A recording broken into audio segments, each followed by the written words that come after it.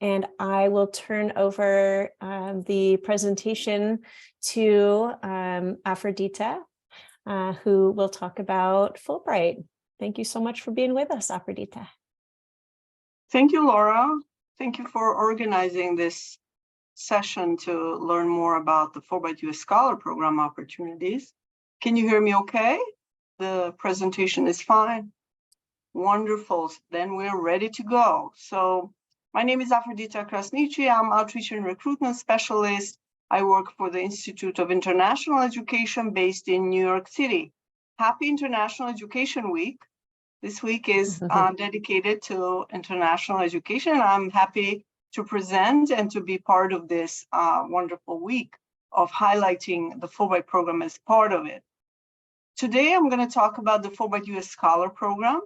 And we do have opportunities for faculty, artists, researchers, and professionals. So Fulbright is expanding more and more to include non-academics as well. And we're going to cover the program overview. I would like to inspire you to consider Fulbright. We will cover the eligibility and the types of awards we offer, application cycle, timeline, and some tips on how to make a strong application. And in the end, we'll take questions. So my presentation shouldn't last more than 20 minutes. So then I'll take the questions after the presentation, if that's fine with everybody. So when you think about applying for a Fulbright, just think about the mission that the Fulbright program has. So it is in partnership with 160 countries worldwide. So we do work with these countries. Every country that offers the Fulbright program, they agree to host the Fulbright U.S. scholars and give them these unique experiences. So you can do teaching, research, or professional projects just for the Fulbright U.S. Scholar Program in 130 countries. The mission of the program is to foster mutual understanding. So this is something that has to be included in your application. So besides being an accomplished scholar, Fulbright is also looking for good people who are going to serve as cultural ambassadors and represent the United States abroad. Fulbright was established over 75 years ago, and it is considered a United States government flagship international educational cultural exchange program.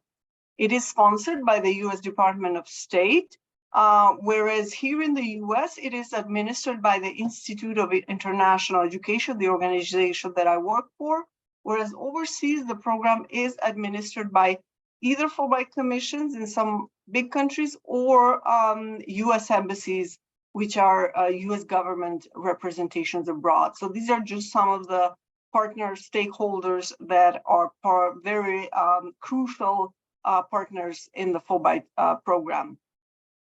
Fulbright is always trying to be diverse and inclusive. So this is why it's so important when we reached out to your institution, when Laura reached out to us, we certainly want to give opportunities to underrepresented institutions like community college in your case.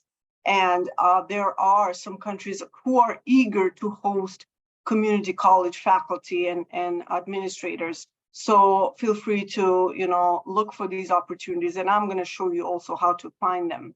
So Fulbright wants to select a diverse cohort every year. So wants to represent the diverse academic scene of the United States abroad. Just so you can see how large the program is, because it is considered the largest academic exchange program.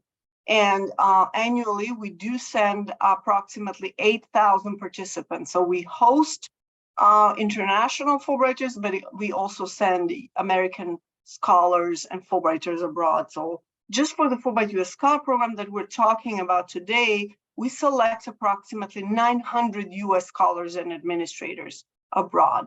And then we host that many. We do have a very vibrant Fulbright U.S. student program. So if any of your students are interested to do research study abroad after they receive their bachelor's degree and serve as cultural ambassadors, there's a great Fulbright U.S. student program.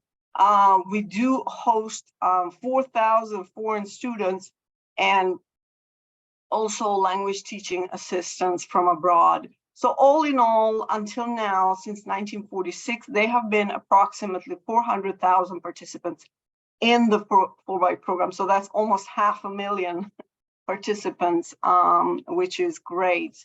It's a diverse group of alumni, and indeed, Fulbright is considered a transformational experience because we hear these great stories from alumni over and over that how Fulbright has changed their professional and personal life. They've created new friends, new long-lasting relationships. They go back and forth in the country that they have served as a Fulbrighter after their Fulbright is completed. So they continue these collaborations, and that's what Fulbright wants to hear about.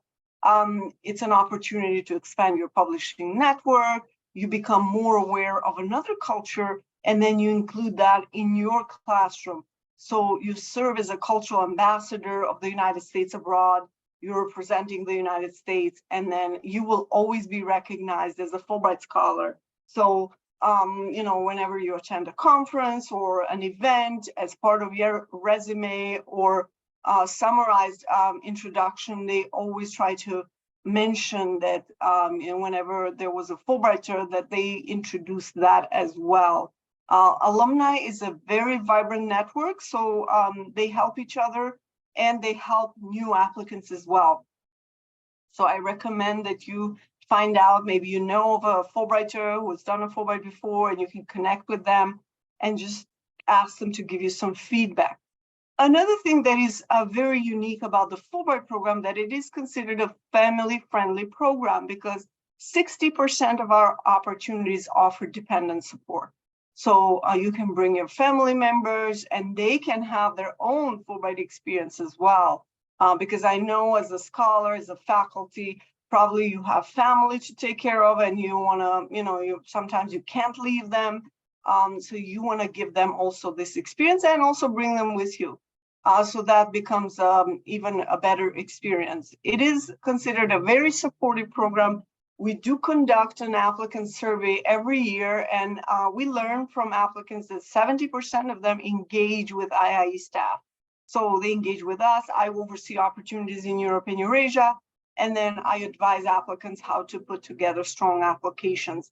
And then if you are selected for a Fulbright, then you continue to get support from IIE and from the hosting country and the staff, whether it's the Fulbright Commission or US Embassy, and the hosting institution as well. You will have access to a Fulbright alumni when you become one, and then there is a large network of where they share amazing opportunities for Fulbrighters. What it takes to become eligible for a Fulbright. First of all, for the Fulbright US Scholar Program, you need to be a US citizen, because we do get this question a lot, whether green card holders are eligible. Unfortunately, they're not eligible, but the minute you become a US citizen, you are instantly eligible. That's criteria number one. Criteria number two is degree and experience requirement based on, you know, the country's needs. Now, some countries are open to and will receive applications only from PhD or terminal degree holders. And other countries will be more flexible. They will accept applicants to have master's degree only. And depending if you're applying for teaching, as long as you have the substantial teaching experience. And if you apply as a non-academic, they also require some certain years of experience. We do have opportunities for non-academics as well. And also, you know, if you apply for a teaching position, then every country will have different requirements. For those who've had a Fulbright before, it is possible to have another Fulbright. They just have to wait 2 years from the time they completed their last Fulbright in order to be eligible for another Fulbright. So there are no limits to how many Fulbrights one can have in their lifetime. And we've seen some over and over come back. They do, they know the drill, and then they put together very competitive applications. So, all right. Now, which award is right for you? First of all, you want to look at these 4 different types, and that's where you can start to find a good match for you. The first type, which is called Scholar Awards, that is the more inclusive, more flexible. It welcomes scholars, applicants from early career, mid-career to senior level of scholars. So this is like the most popular opportunity.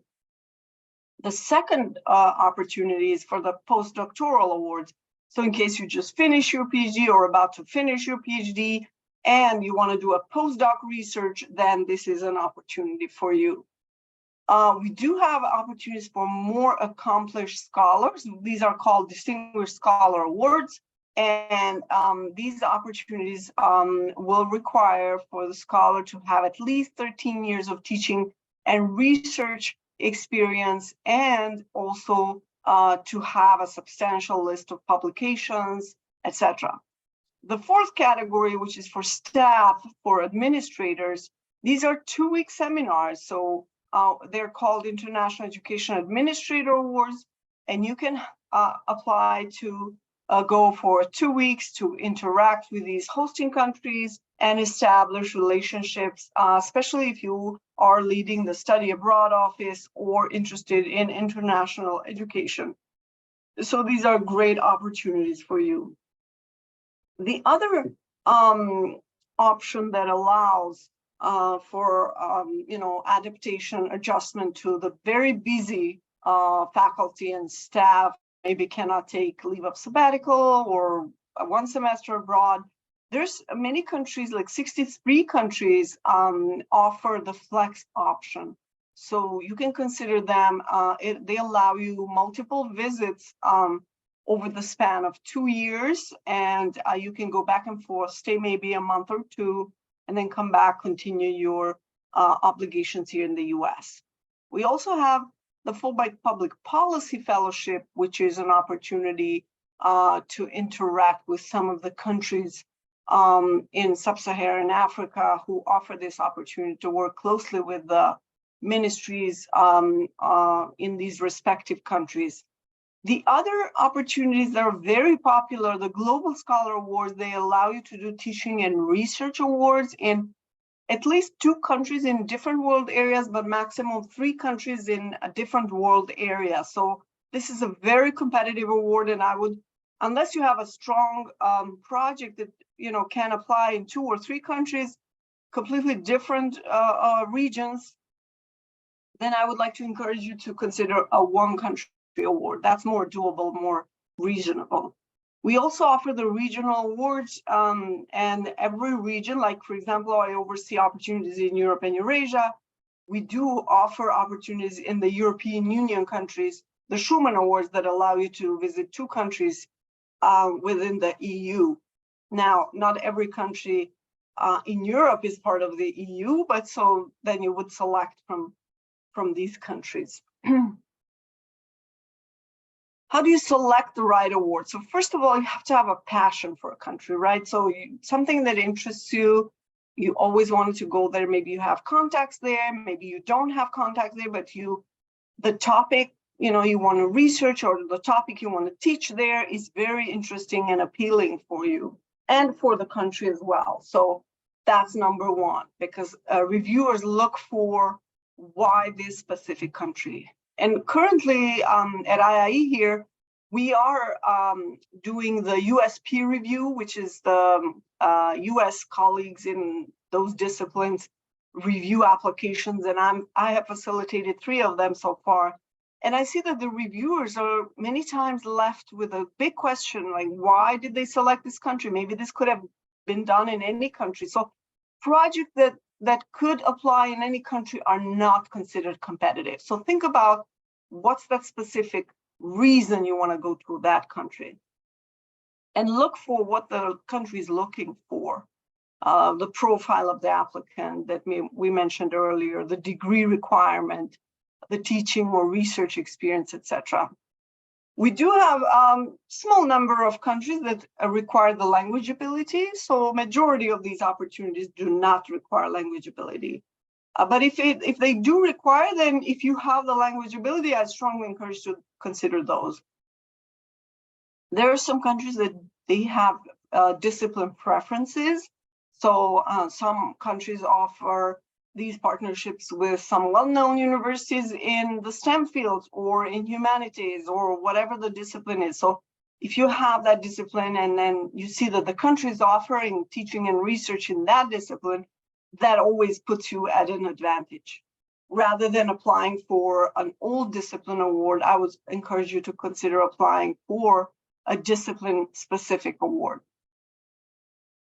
Now, why is the project important to the country and to this institution? That is very important. And in the long run, how is your institution benefiting from this, your home institution and your community? So please keep in mind that you can only apply to one award per competition. Now, how do you understand the award? So this is just a screenshot of our website. We launched our new website this past May, and it is fulbrightscholars.org. And I'm going to show you, if we have some time, I'm going to also do a website walkthrough. But currently, we're closed. We're not accepting applications, but the new competition is going to open in February of 23. And this is for the 24-25 academic year. Application deadline is going to be September 15 of 2023. Here's just like what to look for. We have a snapshot of an award in Italy, and every award will have, as highlighted here in red, 4 tabs that are very important information for you to read. So go through them. Even now that we currently have on our website opportunities from 23-24, you want to just look at what's there and try to get kind of inspired of where could be a best match for you, what country and what award. Now, after you have decided where you want to apply, then you start your application. And we do have a very user-friendly application form that is online. And if you decide to apply for next year, I encourage you to start your application as soon as it is available. Typically would be like in March of next year. And then you start the application, start to put the puzzle together, because there's some moving parts and you want to make sure you give yourself some time. Don't stress about it. The most important component is the project statement, which is the backbone of your application, where you explain everything that you're doing as a narrative. And then your resume is required, 2 letters of recommendations, one from your home institution and another one from colleagues outside your home institution. And then language proficiency report only if it is required. Like I mentioned, majority of these countries do not require language proficiency. Many countries will require a letter of invitation, so you need to reach out to the potential host as soon as possible. Like even now, it's the cycle, if you decide where you would like to apply, and you can reach out to multiple countries and then make the final decision, and start to put the materials together once you have that decision. Additional materials that are required if you apply for teaching, they want to see a syllabi. Ideally, your syllabi or course outline should be a bit adjusted to the needs of this country, not just, copy and paste the syllabi you're using here in the US, because that's not very impressive. So you need to do a little bit of more research to what works in this country and adjust the syllabi a little bit to the needs of. And that just shows right there that you are flexible and you could be a great cultural ambassador because you're adjusting to the needs of the country. Select bibliography if you apply for research, and then if you are in the arts, architecture, journalism, creative writing, media, etc., they would love to see your portfolio. Actually, it is required, or it's going to make your application more competitive if you do have it. Here are just some of the tips how to submit a strong application. So before you even start reading these award descriptions, you want to think about, what country interests you and where you would like to go. And then start reading these countries' descriptions, award opportunities, and see if that's something of your interest. You need to start the online application as soon as this is available, and since 2 recommendations are required, so you want to give your recommenders some, heads up and just tell them that you're applying and just give them some time to think about what they're going to write about it. But I would also recommend that you do a summary of your project, like a paragraph, and send that to recommenders so they have a better idea of what you're applying, what you're planning to do. Please do take advantage of IIE resources. We offer webinars, office hours, application guidance, one-on-one advising calls. We do have a very robust website. And you can receive an award if you apply, because sometimes people start their application, but then they, at the end of, by the deadline, they, are not so inspired to apply. But I would recommend, since you want to go through all the work and you want to apply and see, what your application is going to be like. Here's the application timeline. So when we launch next year, next February, which is around the corner, right? Because this month, I say end of November, December is like time just flies. And then January also doesn't count so much. So there we are. Soon it's going to be February. We're going to launch the new competition. The deadline is going to be September 15. And after you submit your application, we do conduct technical reviews of your applications to make sure you're not missing a component or any information required. After your application is technically complete, there is the US peer review process that I mentioned that is happening now for the 23-24 competition. And then you will learn before Christmas whether you pass the first stage of the US peer review process or not. So for those who pass the first stage, their applications moves on to the review in the hosting country where they applied, and then the countries make their final recommendation. So that should happen between January and June. Now, some countries make these decisions earlier, but some countries take some time. And then if you are selected, you will learn no later than June next year, and then prepare for your travel, which should happen either in the fall of 24 for the 24-25, and or in the spring of 25. Now, this information is more for Laura, but I want you to also think about, how you can bring foreign Fulbrighters to your campus. So we do have a Scholar in Residence program. You can apply directly to IIE if you don't have any Fulbrighters, foreign Fulbrighters in your campus. You can always host an outreach lecturing fund Fulbrighter, those who are currently in the United States, and you can just host them for a week, maximum 2 to 6 days. And then foreign language teaching assistance as well. This is a great opportunity. There's so many wonderful, amazing Fulbright programs, just highlighting some of them here, but I strongly encourage you as faculty to also inspire or encourage your students, especially the graduating seniors, to think about applying for the student program. I recommend that you stay connected with us. I'm going to put in the chat also my email address here, so you can ask me any questions as a follow-up. Visit our website, fulbrightscholars.org. Get familiar with the program before we launch. You can refer your colleagues. I know Laura mentioned there were some other colleagues who are interested to know about Fulbright, so share this video, ask them to contact us. Follow us on social media. Fulbright is very active on these 4 platforms. You can hear stories from the current Fulbrighters. They share pictures, amazing stories, and share their experience in these countries.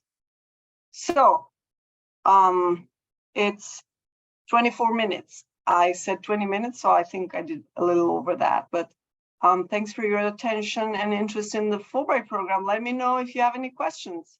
You can just unmute yourself since it's a small group.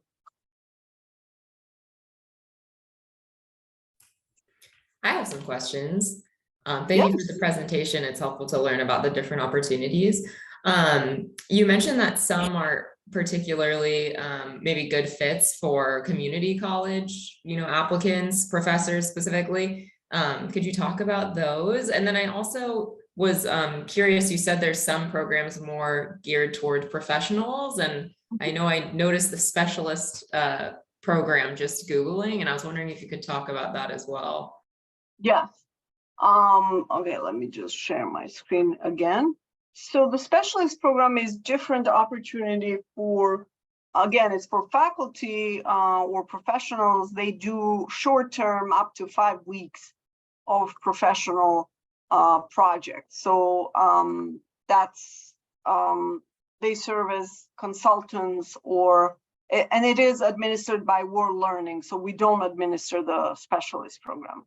We only administer the Fulbright US Scholar program. These are opportunities for faculty, administrators, non-academics to do teaching, research, or professional projects for a semester or 2. So these are more longer, like long-term opportunities. So the first question, you asked about the opportunities for community college faculty. Now,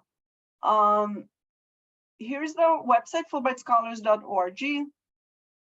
And you can go here to look for the Fulbright US Scholar Awards. So I'm gonna show all awards because currently we're closed, like I mentioned, but there are just few IEAs, these seminars that are accepting applications. Now, we do have 411 awards represented in 130 countries, right? So here you can use these filters by the region, by the country. If a specific country interests you, there is a drop-down list.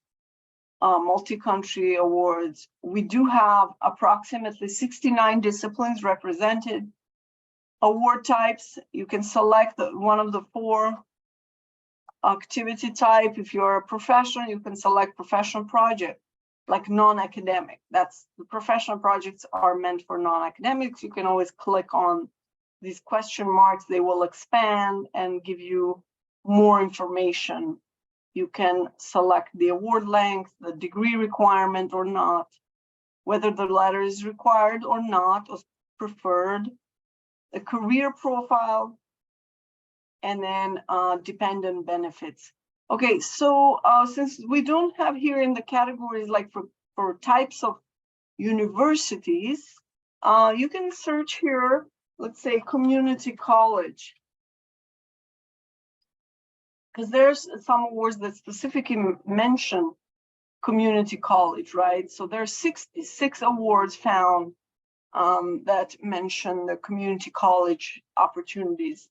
So you want to start, reviewing them and see, like, for example, let's see this one in Georgia. This is opportunities in STEM, and they are accepting also applications from non-academics, academics, as you can see, research, teaching, research, PhD is now required, and they welcome from early career to senior scholars. And here in the award activity, you will find information about, what you're expected to do, what's the, breakdown between teaching and research, what universities you can go see. It's very resourceful. You can check their websites. How long is this opportunity for? They do offer also the flex option and the specific STEM disciplines, for example, that they're looking for.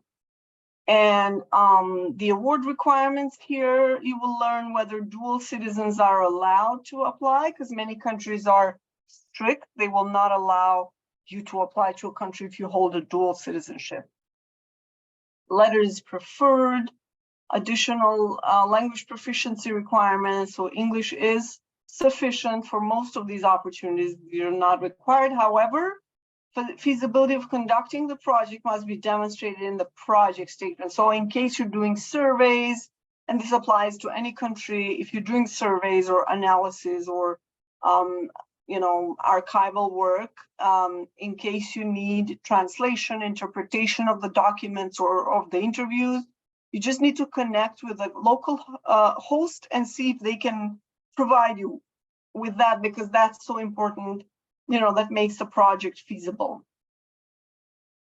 So yeah, this is more information. You have the contacts of the country and then the award benefits.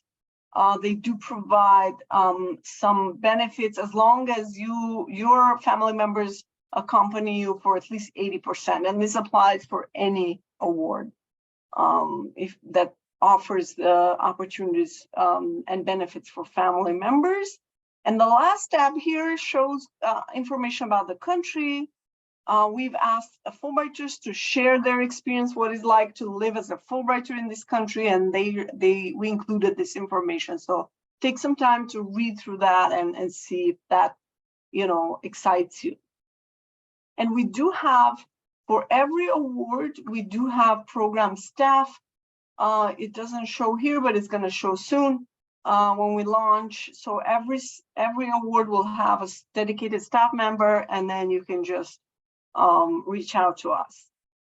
We have office hours when we launch, weekly office hours for every region. You can join. These are interactive office hours.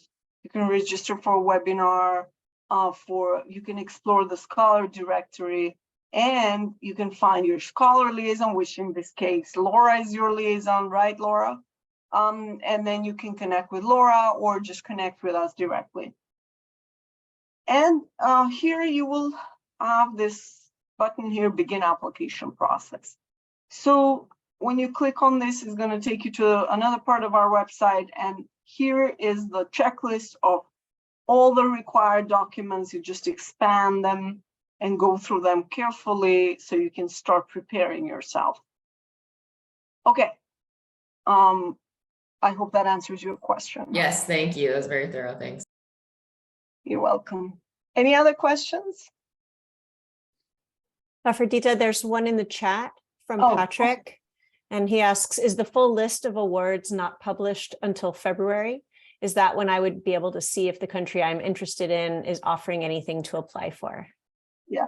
So what I was showing you here, it's for 23-24, the cycle we just closed in September, right? So, but you can see at least here, have a better idea of what the country has offered until now. And then when we launch in 23, in February 23, you will see the updated. Majority of these awards are traditional. They have been offered year to year, but then some countries are innovative and they will expand on more opportunities. So yeah, so here you can have an idea, but then in February for sure you will know what's being offered. Okay. Any other questions? I've got one. If we're associated with two different institutions, I'm a full-time faculty member at the College of Continuing Education here, but I'm also an adjunct professor over at San Diego State. Do you go with your full-time, or is it because I'm also associated with a full university, would I go with them, or does it depend on the award type, I assume? No, it depends on you, like where you want to get your letter of recommendation, who's gonna, who you would like to represent. Okay. I mean, I'm sure you would represent both, but then you just want to, make that decision, because you can only get two letters of recommendations. One should come from your home institution and another one outside your home institution. So basically you have to set one home institution though. Yeah, you can certainly include in your bio and your resume, but I would recommend that you represent one institution where you feel more comfortable, representing them abroad, and also where you will have, long-term benefits after you return. I'm sure you're going to share with both institutions, but, it's up to you. That's your decision. And I apologize for being late. I'm so sorry. I missed the first part. Did you share? Is there a link to that the slide deck that you did use? Yes, I can share that link as a follow-up materials for sure. And I will share it with you all. And first of all, with Laura, because I don't think I have your emails, but Laura, I will share all this materials with you. So if anyone would like the slide deck as a follow-up, you can put your emails in the chat or or do something that. like that. That would be great. That would be easy for me. Thank you. Yes, that makes sense. Thank you so much. I appreciate it. You're welcome. Thanks for joining us. You must be very busy with 2 institutions. That's great. Great. Any other questions?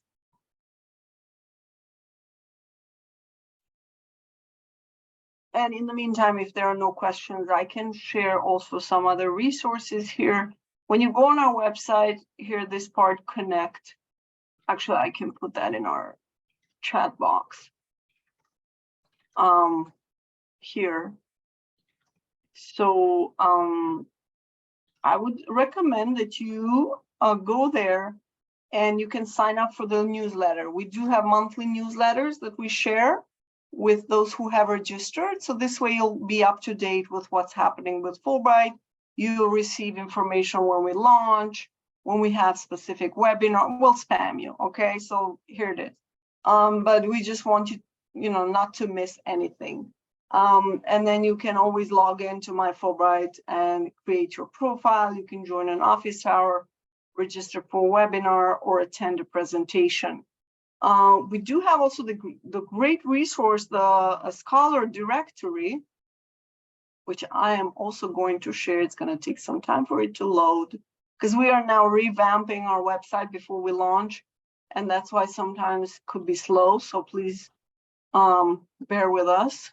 So the Scholar Directory, you can search by discipline, you can search by the country, academic year, institution, and also another by a program. So you can select, let me see if I can select an institution. If this applies for institutions abroad, yes. Okay, so you'll see here, we only have 2 alumni in the program. And here I can tell you this would be in your advantage because you're definitely underrepresented in the program. So I would strongly recommend that you use that to your benefit. Actually, it's just it's one person who's done 2 Fulbrights. Do you all know Patricia? She was our past president, actually, Okay, and is no longer with the institution. I see. Okay, so basically, yeah, it sounds like for a long time there hasn't been anyone in the Fulbright program. So, use this to your benefit. You're definitely underrepresented, and this is where when we're talking about diversity, you meet the diversity element in terms of representing a community college, but also that you don't have alumni. So Laura, we need to do a better job here. What's happening? I'm kidding. But definitely, I would encourage you to seriously think about applying because of this one very important factor. And then you can filter for the, depending on what discipline you're interested to apply or the country you want to apply to, you can just, select the country here and then look for previous alumni and connect with them because they will share, their experience in the country, or just look up what projects they did. Sometimes this information is all over the internet, like they will have this project on the, sometimes on YouTube or on the Fulbright Commission website, US Embassy website. So do a little bit of research, the country that you want to apply to. Afrodita, would you do us a favor, since there are folks here from different colleges in our district? Do you Sure. think you could type in the other colleges as well? It might just be interesting to see. San Diego City College would be the next one. Thanks. Sure. Okay. Let's see. So you said San Diego City College. I don't know what it is.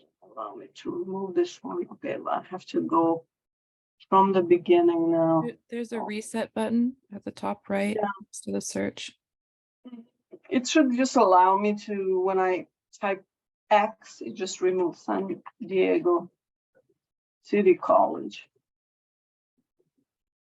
Okay. Here it is. All right. All right, So there's a few. these are 1, 2, 3, 4, 5. And could you try one additional one? San Diego Sure. Mesa College. Actually, we could probably put in College of CE too. So what? How do you? Mesa. Okay, here it is. Okay. Several of those same people, looks like they teach at several colleges in our district. Yeah. And then what's the other one? The last one would be the College of Continuing Education. Maybe without the article. Okay. Sorry, College of Continuing Education.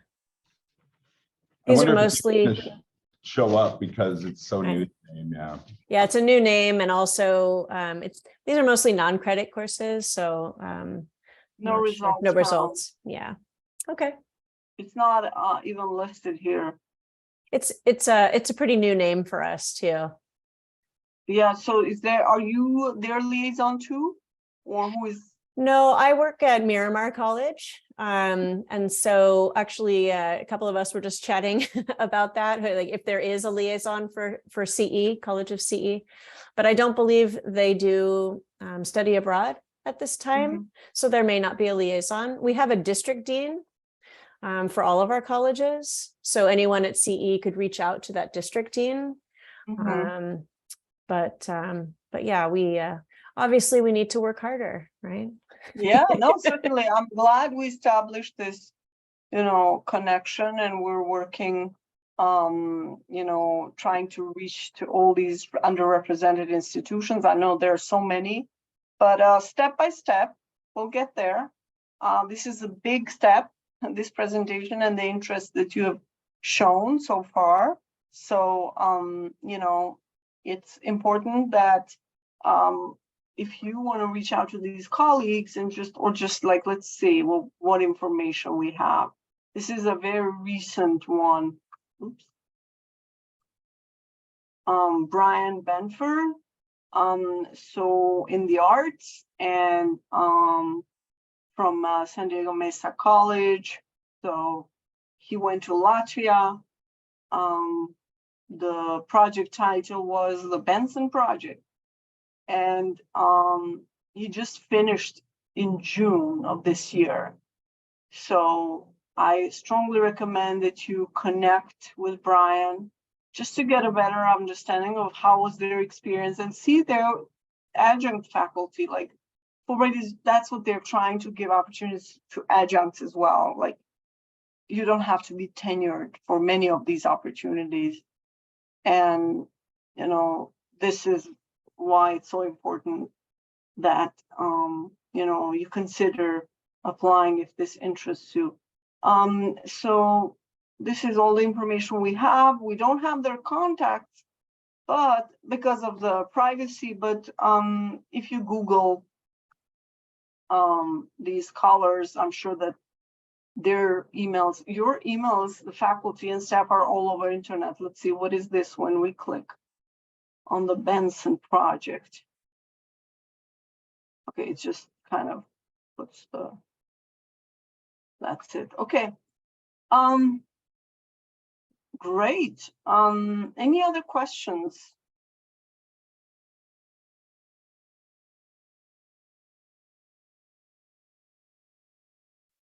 Let's see here. No questions in the chat box.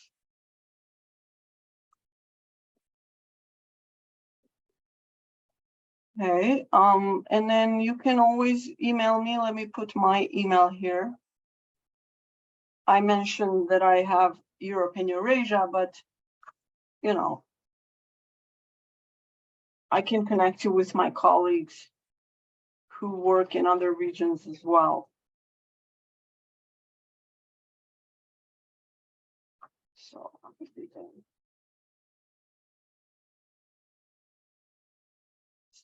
So you put your emails here. I'm gonna copy and paste them because once the Zoom is closed, that's gone.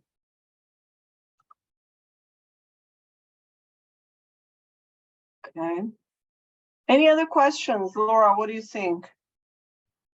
I think that was a great presentation, and I'm ready to spend some time on the website. Yeah, just try to get inspired, and Fulbright is so unique because you create your own journey, kind of. There are these parameters you have to follow, but then it's just something that allows you to create your own experience and connect with these people abroad, and it's fully funded plus on top of that. So you want to make sure you use this opportunity. As far as I do get this question a lot. What's the policy on the sabbaticals and all that information? So that is something you want to look within your university. What is the supportive policy in case you are selected? What can you take, like a leave of absence, sabbatical, paid leave? There's so many different variants we've heard from different universities. So I don't know, Laura, what's the policy? Would you know that or not yet? Not yet. I'm actually new in this role, and it is a volunteer role. So until I'm a professor. So until I sort of learned this through experience, I don't know right off the bat, but I do know that we do offer sabbaticals, and now I think it's possible for adjunct faculty to apply for sabbaticals in our new contract. So that is one way to do that. And Erin says full-time faculty qualify for a half a year after 6 years of full service. Mm-hmm. Mm-hmm. Yeah, we have semester long, and I've taken 2 sabbaticals, both semester long, but we also have year-long sabbaticals. We would just, I think, in order to take complete a Fulbright on a sabbatical, you'd have to sort of plan in a parallel fashion and hope they both worked out, because you need to apply for the sabbatical probably around the same time as you're applying for the Yes. Fulbright. Yeah, that's what many faculty and applicants from university do.